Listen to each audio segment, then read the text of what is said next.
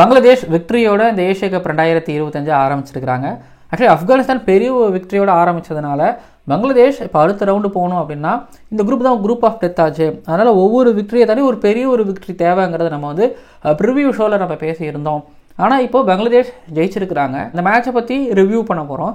But இதனால் வந்து பார்த்திங்க அப்படின்னா அந்த பாயிண்ட்ஸ் டேபிள் நடக்க போகிற தில்லுமுள்ளு குழப்பங்கள், இதை தாண்டி எந்த டீமுக்கு வரக்கூடிய பிரச்சனைகள் அப்படிங்கிறத பற்றியும் அண்ட் ஆப்கானிஸ்தானோட கிரிக்கெட்டை கண்டிப்பாக அனாலிசிஸ் பண்ண போகிறேன். நிறைய பேர் இந்த மேட்ச் பார்த்துருக்கிறதுக்கு வாய்ப்பு கிடையாது.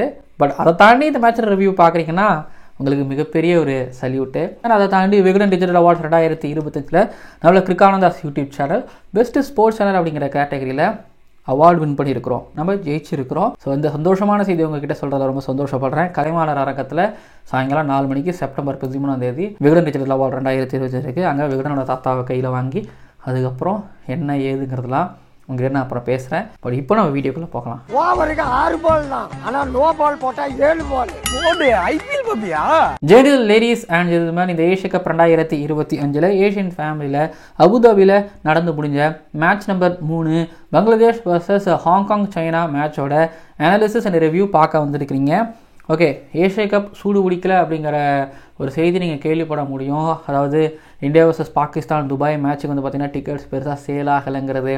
அபுதாபியில் நடந்த மேட்சோ துபாய் இல்லை விளையாண்ட இந்தியா வர்சஸ் யுஏஇ மேட்ச்லேயோ பெருசாக க்ரௌடு இல்லை, எல்லாருக்கும் ஒரு மாதிரி புளிச்சு போச்சோ, ஏஷியா கப் மேலே பெருசாக இன்ட்ரெஸ்ட் இல்லையோ அப்படிங்கிறது வாதங்கள் ஒரு பக்கம் இருக்குது.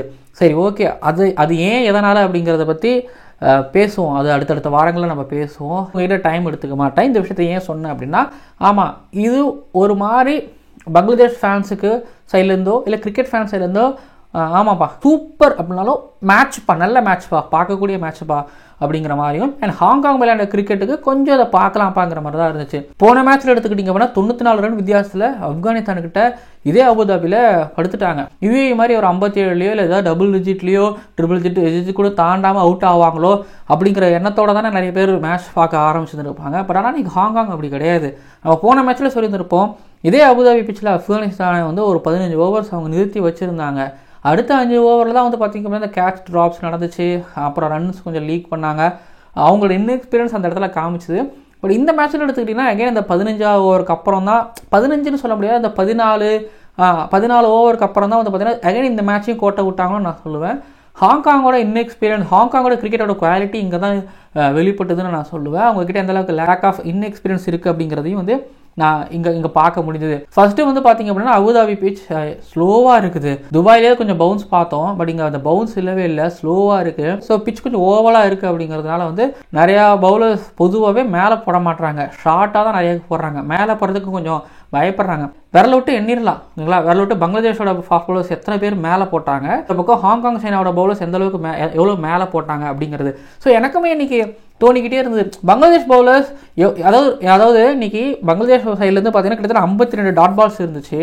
அவங்க எப்படி பவுல் பண்ணிகிட்டே இருந்தாங்க பங்களாதேஷோட பவுலர்ஸ் ஹாங்காங் சைனா பேட்டர்களுக்குன்னா, ஒரு மாதிரி லென்த்தில் குத்தி போட்டாங்க. ஷார்ட் பால் குத்தி ஆங்கிளை மாற்றி உள்ளே வெளியில் நேராக இப்படின்னு போட்டுக்கிட்டு இருந்தாங்க. பட் ஸ்டெம்புக்கு எத்தனை பால் போட்டாங்க?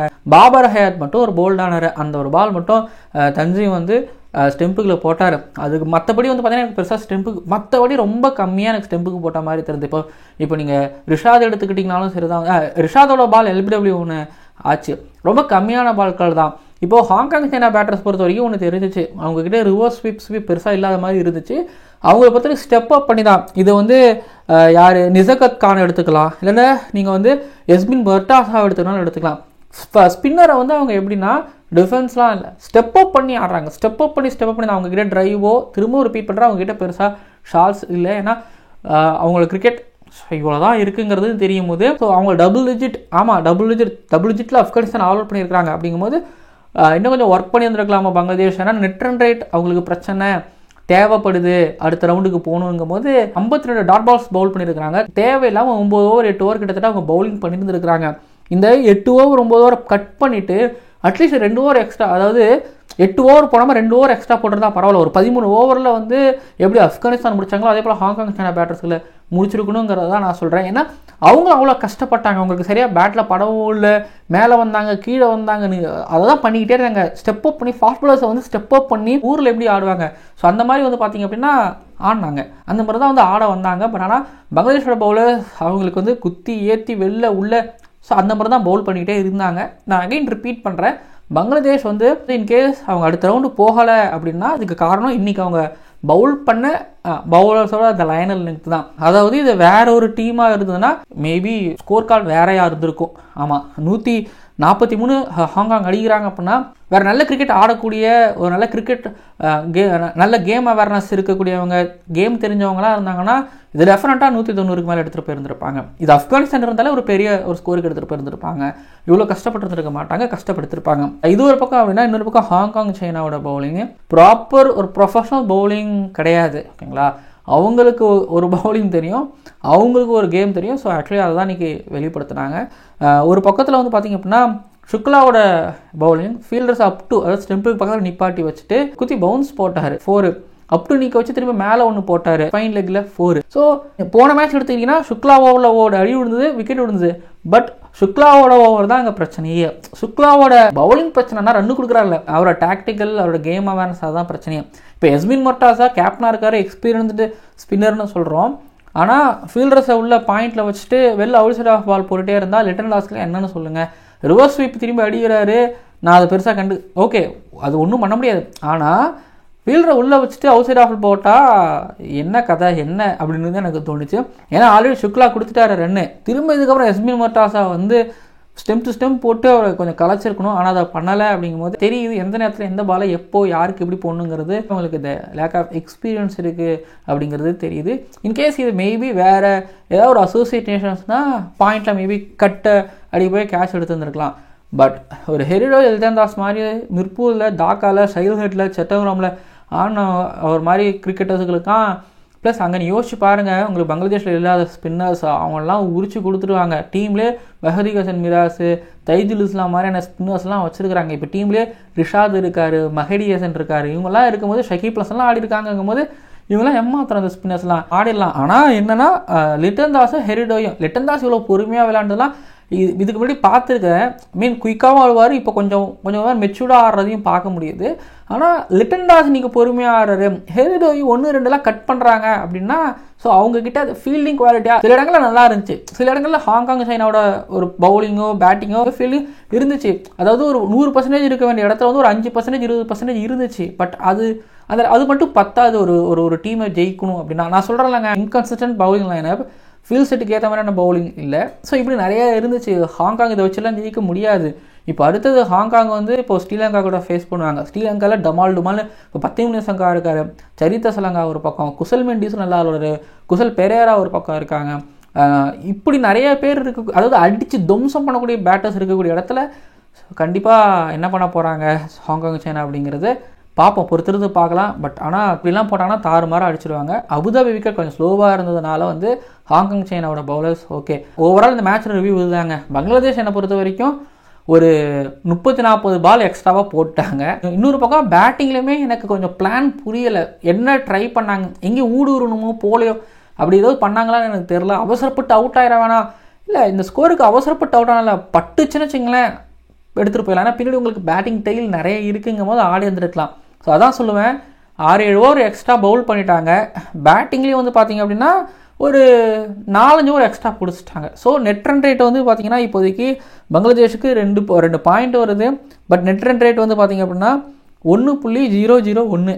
இது நெட் ரன் ரேட் 3 இல்லை நெட் ரன் ரேட் 2 வந்திருக்கணும். ஆனால் 2 ப்ளஸ் இல்லை 2.5+ வந்திருக்கணும். ஆனால் இங்கே வந்து பார்த்திங்கன்னா பங்களாதேஷுக்கு இப்போ 1 தான் வந்திருக்கு. பட் ஆப்கானிஸ்தானோட நெட் ரன் ரேட்டு 2 பாயிண்ட்டோட 4.700. இப்போது ஆப்கானிஸ்தானுக்கு அடுத்த மேட்ச் வந்து பார்த்திங்கன்னா இதே பங்களாதேஷ் கூட. பங்களாதேஷுக்கு இப்போ அடுத்த மேட்ச் வந்து ஸ்ரீலங்கா கூட. இப்போது ஆப்கானிஸ்தான் பங்களாதேஷ் ஸ்ரீலங்கா கூட மோத போகிறாங்க, பங்களாதேஷ் ஸ்ரீலங்கா ஆப்கானிஸ்தான் கூட மோத போகிறாங்க. இந்த குரூப்பில் வரக்கூடிய அடுத்து வர மேட்சஸ் எல்லாமே ரொம்ப முக்கியமான மேட்ச்சு. இப்போ ஹாங்காங் சைனாவை எடுத்துக்கிட்டிங்க அப்படின்னா அடுத்து ஆட போகிறது ஸ்ரீலங்கா கூட ஆட போகிறாங்க. இப்போ அவங்க ஆல்மோஸ்ட் குரூப்பை விட்டு வெளியில் போயிட்டாங்க. ஆனாலும் ஒருவேளை ஹாங்காங் சைனா வந்து பார்த்திங்க அப்படின்னா ஸ்ரீலங்காவை கொஞ்சம் கஷ்டப்படுத்துனாங்க.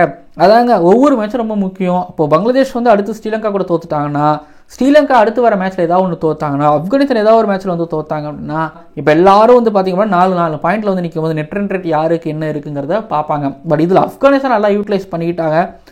4 அப்படிங்கிற நெட் ரன் ரேட்டோட வந்துட்டாங்க. அடுத்தடுத்த போட்டிகளில் 1 ஜெயிச்சு ஒன்று தோத்தா கூட பரவாயில்ல, ஆனால் இப்போ மோசமான தோல்வி இல்லாமல் இருந்தாங்கன்னா ஆப்கானிஸ்தான் உள்ள இப்போ யாரும் இந்த குரூப்லேருந்து அந்த பக்கம் போவாங்க, அடுத்த ரவுண்டு போவாங்க நம்ம சொல்ல முடியாத அளவுக்கு தான் இருந்துகிட்டு இருக்கு. இப்போ ஸ்ரீலங்காவுக்கு ஆனால் ஃபர்ஸ்ட் மேட்ச் பங்களாதேஷ் கூட போட்டு வச்சுருக்காங்க.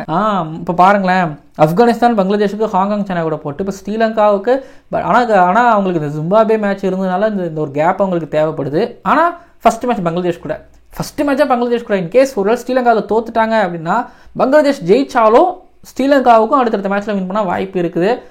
ஆனால் என்னை பொறுத்த வரைக்கும் ஸ்ரீலங்காவுக்கு கொஞ்சம் ஒரு மாதிரி கொஞ்சம் குழப்பமான ஷெடியூல் தான். இப்போ ஸ்ரீலங்கா ஃபஸ்ட் ரவுண்டோட வெளியில் போய் பங்களாதேஷ் ஆப்கானிஸ்தான் உள்ள அடுத்த ரவுண்டு உள்ளே வராங்கன்னா நல்லா ட்விஸ்ட் இருக்கும். ஏன்னா அபுதாபியில் அடுத்த செகண்ட் ரவுண்ட் மேட்சஸ்லாம் இருக்குங்கிறதுனால விக்கெட் ஸ்லோவாக இருக்குங்கிறதுனால இங்கே ஸ்பின்னர்ஸான அவங்கள ஸ்பின்னர்ஸ் அப்புறம் நியூ பால் அவங்கள ஃபாஸ்ட் பால் டஸ்கினாக மட்டும் ரன்ஸ் லீக்கேஜ் ஆச்சு.